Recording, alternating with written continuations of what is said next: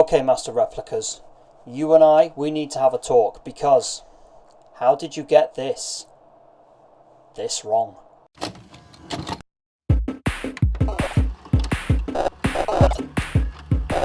Hello the internet, and welcome back to Studio J and my Pegasus Galaxy Outpost.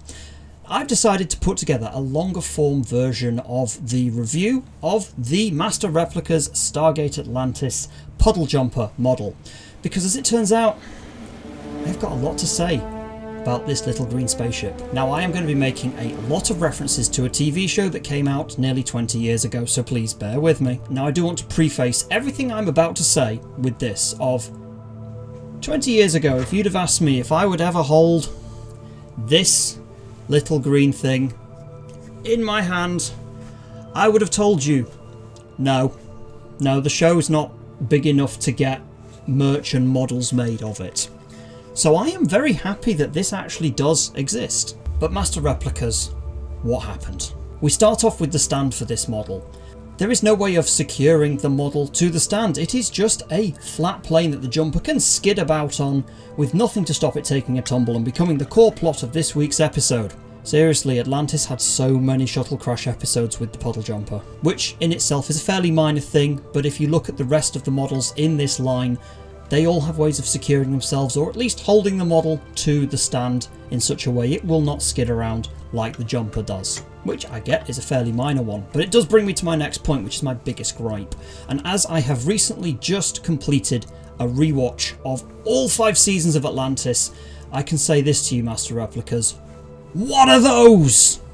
Specifically, these little bits hanging down off the front of the engines like some sort of puddle jumper low-hanging fruit. And to make sure that I was not Mandela affecting myself, as part of my rewatch of Atlantis, I did check through all 5 seasons looking at the jumper's VFX model, as it did change between the seasons owing to Atlantis' wildly inconsistent visual effects. The 8 chevron Stargate isn't real, the 8 chevron Stargate can't hurt you. Now, according to Master Replicas, this was based off the VFX production model used, handed to them by Atlantis' VFX company. So I guess we can just put this down to good old Atlantis' wacky CGI.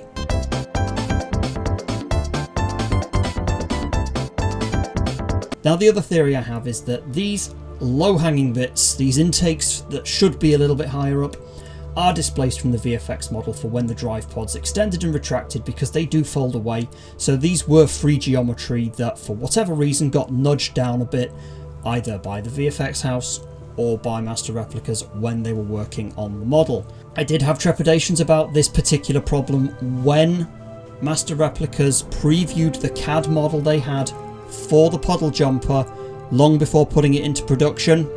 And there they were hanging down. The intakes, those low-hanging intakes were there, and I thought to myself, I hope they fix it. They then shared the preview images of it. They hadn't fixed it. And here it is, still not fixed with the bits. But seriously, Master Replicas, it begs the question of how did this not get spotted? How did your quality control look at that and go, hang on, that's a problem? I suppose it could be worse though. It could be the smooth-topped puddle jumper. But I do wish they'd have done a little bit more quality control when they got hold of the VFX model. It's almost a repeat of the Milky Way Stargate quality problem that I do go into in quite a bit of detail in another video that's floating around up here somewhere. Check that out if you want.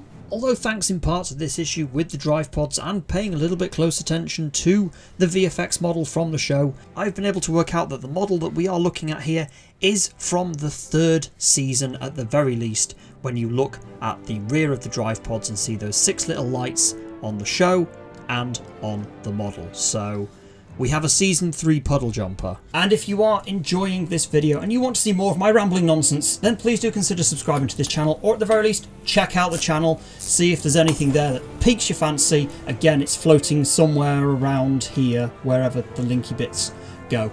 But I don't want to spend all of this time just naysaying this model, because despite all of its flaws, it does have quite a few positive aspects to it.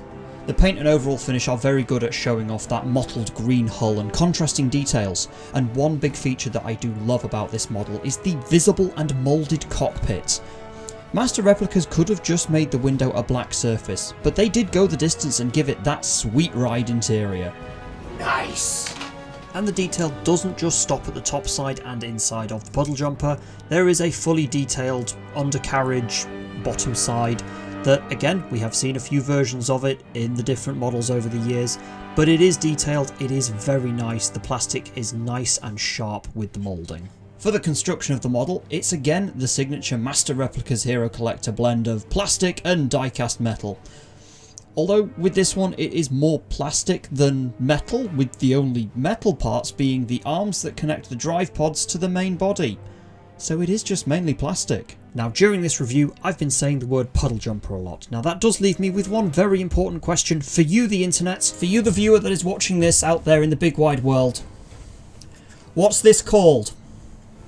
Is it a gate ship or is it a puddle jumper?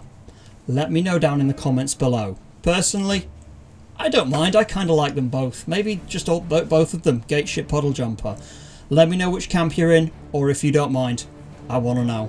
And the final thing I have to mention about this model is the price. Master Replicas charge £54.99 for it. That is not a small amount of money, and I have to ask the question, is that worth it? Considering its issues, the drive pod problem, the base not really being secure, and the fact that it is mostly plastic, I honestly do not think that this is worth £54.99. I love the model itself, I'm very happy I have a puddle jumper, but £54.99 for what you get, in my opinion, is not worth it. So the internet, thank you very much for watching me complain about a model I purchased with my own money, knowing full well it had this issue, and I will see you in the next one. Bye for now.